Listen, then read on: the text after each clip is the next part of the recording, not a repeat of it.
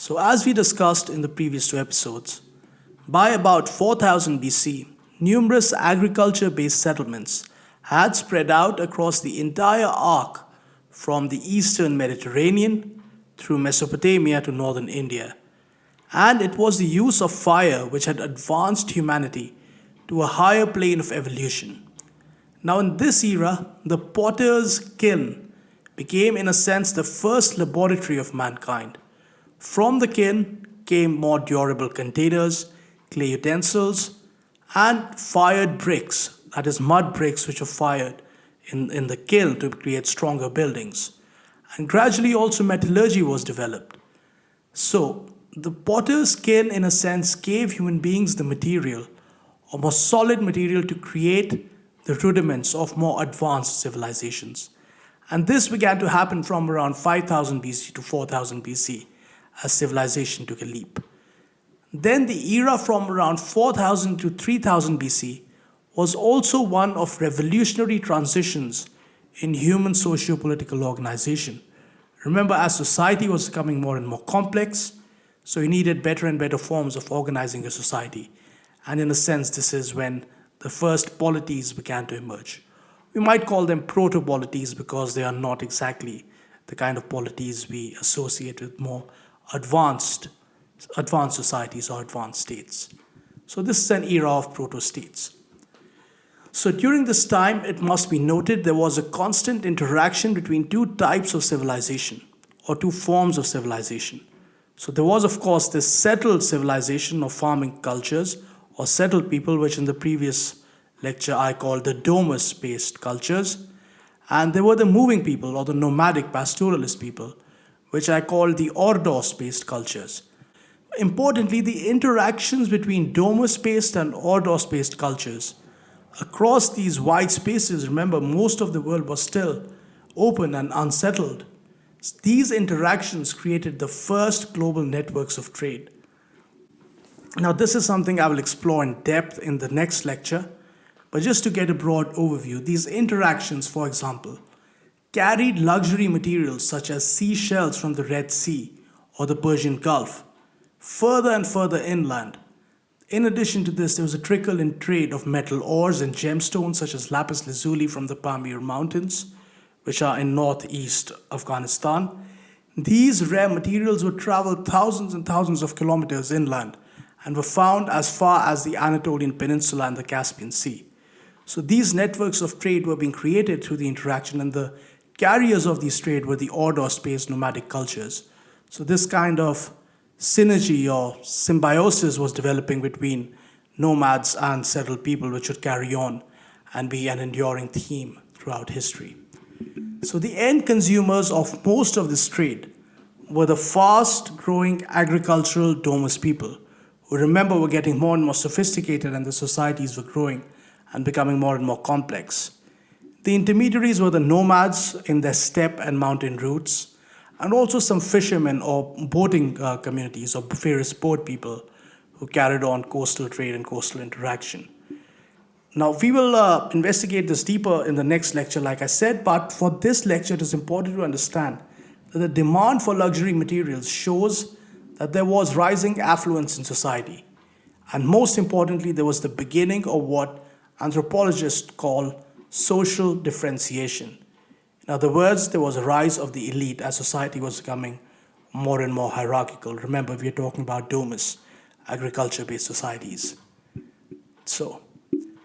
And this would gradually lead to the emergence of states, which is something we begin to see from around 3000 BC, which was a consequence of the rising power of different elite groups. Now, to understand this ideology of the state, or why states begin to form from around this era, let us focus on ancient Mesopotamia. So let us begin by narrating the opening verses of a story or a myth from ancient Mesopotamia. Now, this myth was written around 2500 BC. We have a tablet from around 2500 BC that we get this myth from. It could have been an older myth. And according to the great scholar of early Mesopotamian civilization and literature, Samuel Noah Kramer, this is an important creation myth of the Sumerians. So in fact, it might be much older. So this is called the dialogue between sheep and grain. And it goes as follows. In the beginning, there was nothing. There was no domesticated sheep. There were no varieties of farmable grains. Not grain which grows in 30 days, not grain which grows in 40 or 50 days, not small grain from the mountains, and no holy grain from the holy lands. The people in those times had no bread to eat, no clothes to spin from the wool of sheep. They went about naked in barren lands. They ate grass with their mouths like wild herd animals and drank water from puddles and ditches. In those times there was nothing, not even lords and kings. Then the gods created sheep and grain, and civilization was born. After they were created in the Genesis chamber of the gods in the heavens, sheep and grain were sent down to the realms of men by the great god Enlil, but only after he was implored to do so by the noblest of the gods, forever the well-wisher of mankind, the great god Enki. It was also Enki who delivered to men both the sheep and the grain, and most importantly the knowledge to raise the former in enclosed sheepfolds and plant the latter in plowed fields. So in a sense, it was Enki who invented civilization, both the domus type of civilization and the ordos type of civilization. Now, after the opening passages, we get the actual debate between sheep and grain, with the two sides being represented by what we could think of as the animist spirit of each, in the form of a shepherd boy and a peasant girl, which kind of makes the story more charming.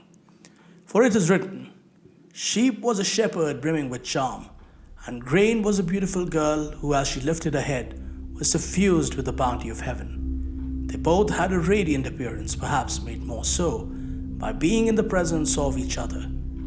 So in subsequent verses, sheep and grain have a back and forth dialogue about each other's value for civilization. While sheep make some valid points to open, grain is the final victor of the debate. So what clinches the argument for grain? The grain tells sheep, "I am your better, I take precedence over you. I am the glory of the lights of the land. I grant my power to the Sajursaj, a member of the cultic personnel of Inanna. He fills the palace with awe, and people spread his fame to the borders of the land. I am the gift of the Anuna gods. I am central to all kings." So now the power of grain becomes clear. And not just that, grain also says, "When a warrior goes to war, I give him power. I foster the spirit of neighborliness among neighbors, and I settle disputes." So of course, the judgment of Enki, the bestower of the laws of civilization, is clear. Enki says to Enlil, Father Enlil, "Sheep and grain should be brother and sister. They should stand together, but of the two, grain shall be the greater. Let sheep fall on his knees before grain."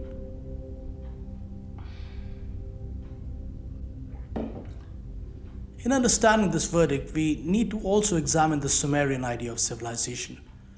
When sheep is being relegated here, what is also being rejected is the pastoralist way of life, or the way of the ordos. Breeding animals can be a supplementary activity for a domus-based culture, but it can never be the mode around which society is organized in this more advanced state of civilization, at least not a state-level society. Why is that? For the simple logic of accumulation. Now, James Scott, whom we discussed in the first lecture, proposes that it was the grain-growing economy which was integral to the development of early states. Now, this becomes clearer when we read this hypothesis alongside the proposition of world systems theory, which we discussed in Lecture 2, that accumulation by ruling elites is the foundation of their power. So grains have a peculiar quality as a food source, which makes them particularly useful for accumulation. Now, grain grown in fields can be easily gathered. By harvesting the field just once in a season, it can be stored in storehouses or granaries.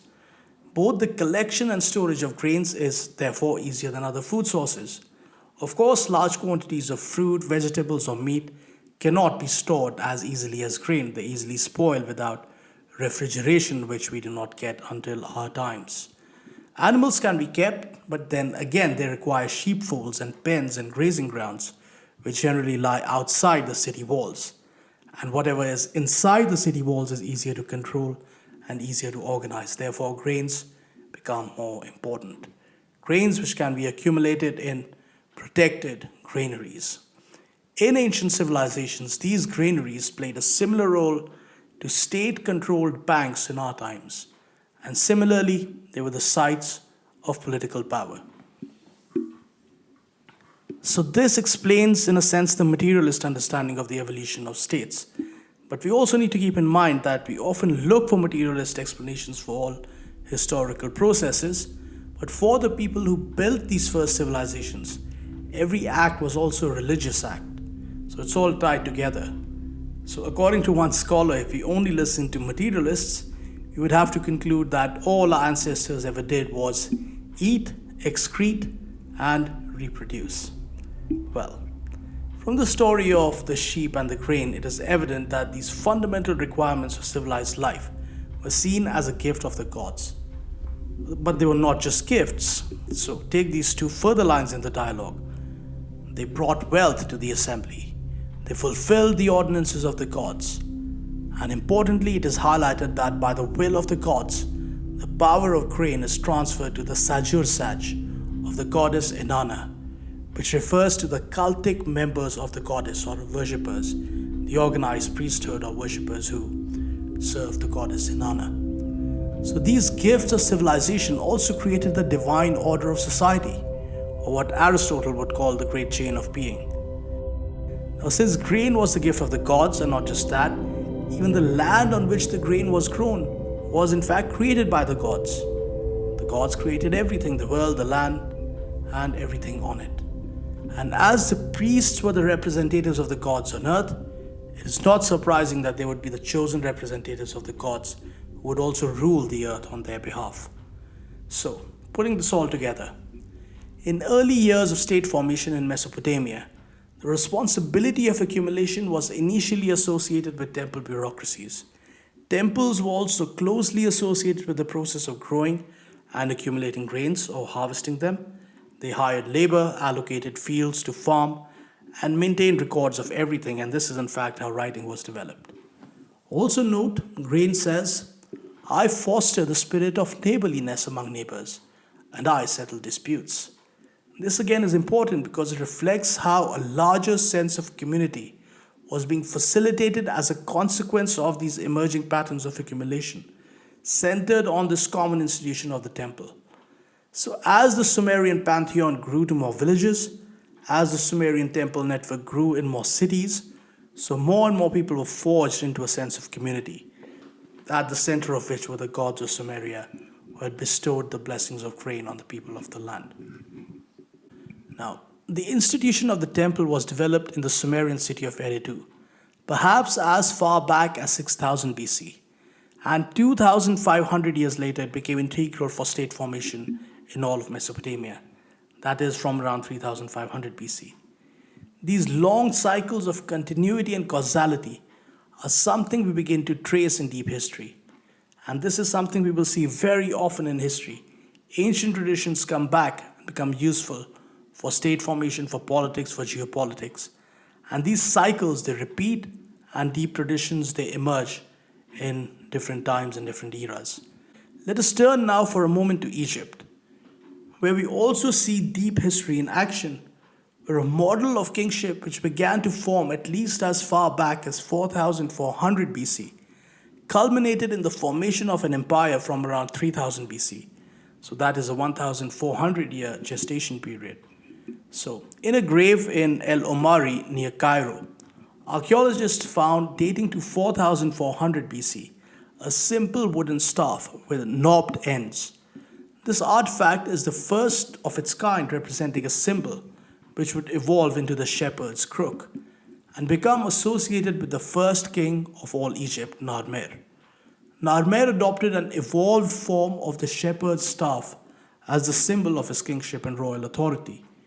His empire was founded around 3000 BC. The shepherd's crook, along with numerous other symbols and strategies of rule developed in Egypt, would be adopted by numerous kings in many lands throughout the ages of history till not very, very long ago, including the shepherd's staff, which would become the scepter which you see in a lot of royal imagery. But in the beginning, much like in Sumeria, patterns of accumulation constructed around the growing of grains and organized by temple or religious bureaucracies had been emerging along the bends and curves of the Nile and its rich alluvial delta over millennia in the post-Holocene era, especially since the end of the Younger Dryas. Now, movement of people into the rich agricultural zones along the Nile had converged from two primary directions: down from the Sinai Peninsula, carrying some influence from West Asia, and up from the south, carrying influence from the land which would come to be known as Nubia. A third direction was likely across the Red Sea from Arabia. So, as these various people settled into available lands, so began the processes of niche construction and habitation. They interacted with each other, united by the flow of the Nile, and despite that diversity of origins reflected in their worship of different gods, they gradually began to develop an overarching Nilotic or Nile based culture, as these gods began to become associated or even related with one another through the formation of mythology or cosmology, or let's just call it religion. This was slow, evolutionary, and organic, much like in Sumeria. So, in the richest lands in the delta of the Nile, patterns of accumulation were in fact very similar to Eridu and Sumeria.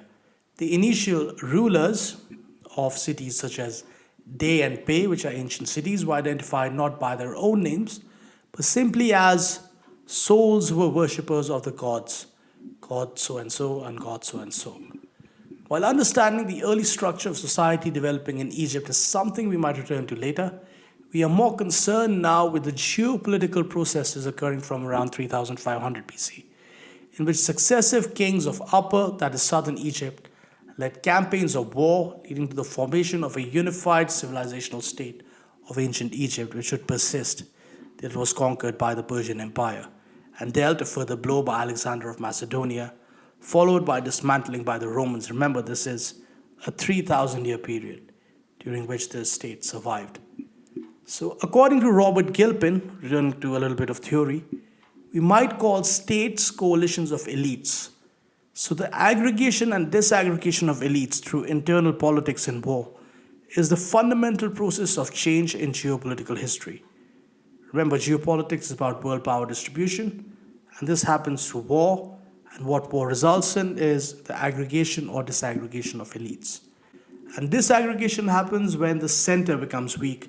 There is civil war or breakdown of the state due to geoeconomic reasons. And elites who were gathered into one cabal or one group disaggregate and then form their own states, form their own world power distributions. Returning to Egypt. Egypt, beginning from around 3500 BC, was unified into an empire. A pattern of accumulation was consolidated, centered on a ruling dynasty, and a capital city was built, which was in Memphis near the Nile Delta. The unification of Egypt was achieved through what I have discussed in another lecture, through a process of divine geopolitics. The king who unified Egypt claimed the authority of the gods. Remember, there are different gods in different lands. So both his native gods, different lands around the Nile, of different people who have settled there. So he claims the authority of his native gods of southern Egypt, and also the gods of other coalitions who choose to side with him, and ultimately becoming the god king, the precursor of the pharaoh. So remember what Robert Gilpin said about states: they are formed through aggregation of elites. So this is what the king of Egypt does. He aggregates elites through divine geopolitics, that is, claiming the authority of the gods, his native gods and the gods of the people who choose to side with him. So this is important because we spoke about Sumeria earlier and Mesopotamia. So while in its initial stages a mythology might spread across a land as people meet in distant camps and share stories, huddled around bonfires suspended between an endless darkness of night on earth and a glorious ocean of stars in the sky, storytellers are the first creators of mythologies, which are then appropriated by priests who become their gatekeepers. So the spread of culture which creates a society of communities is organic, as it happened for centuries in Sumeria and Egypt, but as states emerge, the gatekeepers take control of the culture and create what are essentially organized hierarchical structures, using the material of the culture. Just like fire is used to forge physical material mud into harder and harder substances create a more solid society. Similarly, loser culture, disaggregated culture, local cultures are taken and they are formed into a unified mythology or a religion to create an ideology of the state. So this happens simultaneously. In Egypt, the god king, assisted by a coalition of priests, could impose a top down religio imperial order, a culture that he had forged from these various Nilotic or Nile based cultures, on the entire nation, which was then molded in his image. Remember, he became the new god king. The palace became supreme over the temple, and in fact, the palace was a temple of the gods on earth. Now, this interestingly is something that never actually happened in Mesopotamia. In Mesopotamia, there were no large kingdom builders like Narmer in the initial years of state formation. Remember, we're talking about the period from 3500 to 3000 BC. But gradually, from around 3000 BC, there emerged smaller lords of cities called lugals, or big men. These lugals could initially have been leaders of temples, temple soldiers or temple guards chosen by temple bureaucracies, or the high priests of the temples. But gradually they became more powerful to claim their position at the top of the hierarchy of the state. Because lugals were where the physical power rested, and because these lugals of different cities were more or less equally powerful, in Mesopotamia for most of its history till the rise of the Assyrians, order was generally decentralized compared to Egypt. Now, there were some empires in between. There was an empire from 2300 BC of Sargon, but most of these empires had to contend with powerful city states and would collapse under pressure after a few generations. Not only that, they also had to contend with temple bureaucracies and high priests and temple assemblies. Whenever the lugal of a city was weakened, the temple would assert its power over the palace. As a consequence, Mesopotamia was culturally more vibrant and innovative. Remember, there was no order imposed from the top, but was less unified in terms of its political order. Egypt, while a consolidated state, was what is unarguably the most conservative society in human history. It remained almost unchanged for thousands of years. So this is where we'll end this lecture and return to our exploration of deep history in the next one. The important takeaway from this lecture is to keep in mind the interaction of God, that is religion, grain, that is subsistence and wealth, and government, that is the functioning of the state. Balance of power between the three in this triad has remained an enduring theme in history across civilizations and remains so in fact till our times. So many of these forms through which order is imposed, order is created in states, was invented in the initial years of state formation in these early civilizations. To this is added the conflict between organic culture, which emerges naturally from within societies as an evolutionary process, and artificial, rigid, hierarchical culture, which is imposed by high priests in collaboration with state power from the top down. This too remains a theme in our times and is a continuity of deep history we can trace back to 5,000 years.